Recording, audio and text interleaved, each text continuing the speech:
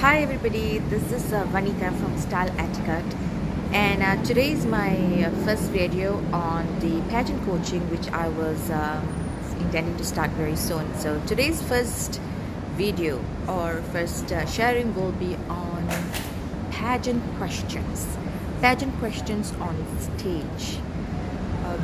I think a lot of people are actually scared. I mean, a lot of ladies get scared or get jitters whenever they hear the word pageant questions. What questions comes? How will I be able to answer it? Will I look awkward? Will I be able to make the questions on time? What will the questions be? Well, seriously, if you, even the top speakers or big public speakers, they always have jitteries when they're on the stage. So even you as pageant girls, you're not spared. So you are all glammed up, you are already 80% of your pageant journey is already completed on that night. It is left with the 20 or 10% of your last part of the pageant, and that's so important, yet is the last part, because that's the question and answer is the part where a lot of the judges will be giving their final marks for you, and that can really make you or make you lose or make you win. And being in the pageant line for so many years, I could really understand how a question and answer segment is so important to every contestant who's joining a pageant. Well, some pageants don't really focus so much on the question and answer, but many, or I say many, a majority of the pageants, international pageants, they focus a lot on question and answer.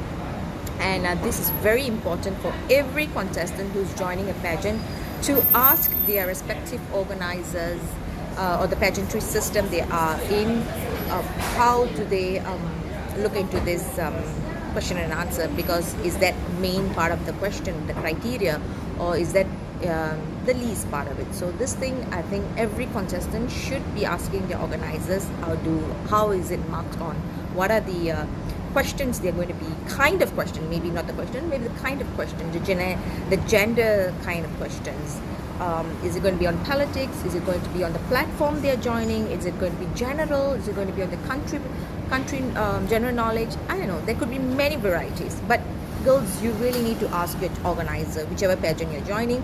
The question and answer segment is very, very, very important. And please know what are the marks component of the question and answer, so that you can actually score well. Do not let loose the 10 to 20% of the marks that you're going to gain, because it can really break or make you the winner for the night. Okay, so being in the pageant coaching and being a judge for many pageants, some of the 5 mistakes, and these are so common mistakes that I really want to address them. First of it, all right, now I know the judge is asked, I know that most of the time the MC asks the question. In a scenario in your pageant, if the MC asks you the question. Now, as a contestant, try not to keep so much of eye contact with the MC. Because many a times I've seen the contestants looking at the MC and answering him or her the question. Now, ladies, understand that he's not going to give you the marks. The judges are going to give you the marks. So please take some time, okay, to look at the judges, and then after that to the audience. I think this is very important, because that gives you the edge of getting your marks, because judges want to see your eye contact, not the MC. MC is not going to just ask you the questions. So please be very clear who's going to ask the questions, and if the MC is going to ask the question, kindly don't have to look at him so much. Just say thank you to him if you need to, but don't answer looking at him. All right, avoid looking at the MC the whole of your question. That's number 1. Number 2 would be actually body posture. Okay, ladies, so important, so important. Some of you ladies would have gone for some pageant coaching, and they would have taught you how to have good pageant postures off stage and on stage. Now, why I'm saying many a times I'm noticing the posture becomes such a awkward mode, because see, the moment the girl stands there all glammed up, her hair is done, her heels are there, and she's all ready to rock the stage in the question and answer time.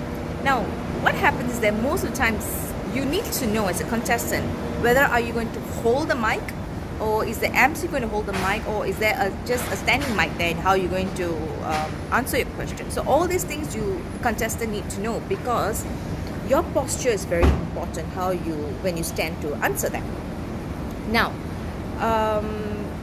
I've seen in a scenarios in my experience when a lady is standing with a standing mic, she goes there and she hum herself, or slouch herself accordingly. Well, don't have to adjust the mic accordingly, and then speak very clearly, and stand well. Your posture for the next 30 to 50 seconds is so important, because that really gives the judges a marks to give you.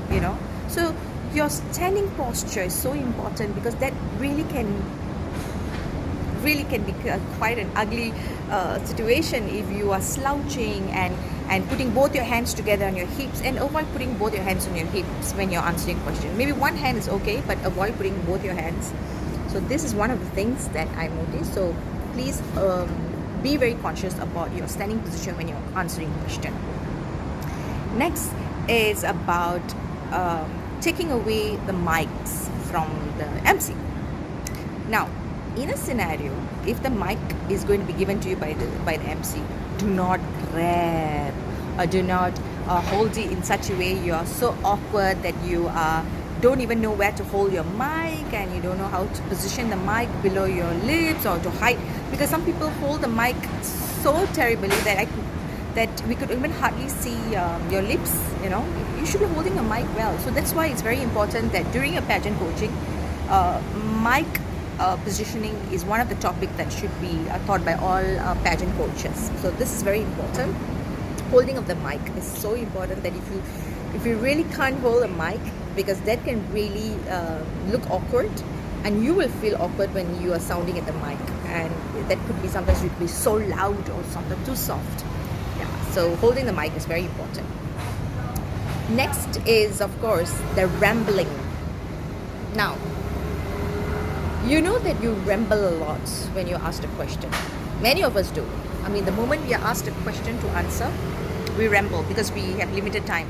And let me tell you, ladies, always do not go beyond the 30 to 40 seconds general rule, because the more you talk, the more mistakes you make.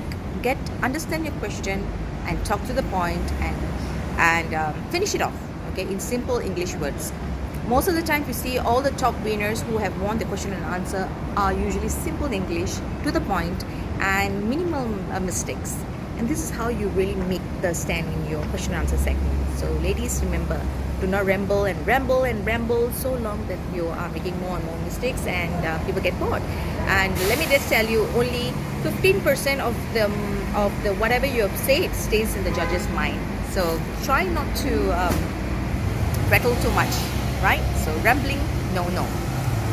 Of course, these are some of the common mistakes, and of course, when you finish your question and answer, remember to say thank you. Okay, salutation and end thank you is very important. When you are trying to say hello to the judges, or good evening or good morning, it's very important how you address them, and keep it sweet. At the end, do say a thank you to judges, to the audience, or to whoever is around. I think this is a very important etiquette in the stage. So with this, yes, thank you so much. This is signing off from you is Vance from Style Etiquette, your pageant coaching. If you have any question regards to question and answer, please PM me. Alright, see you soon, guys.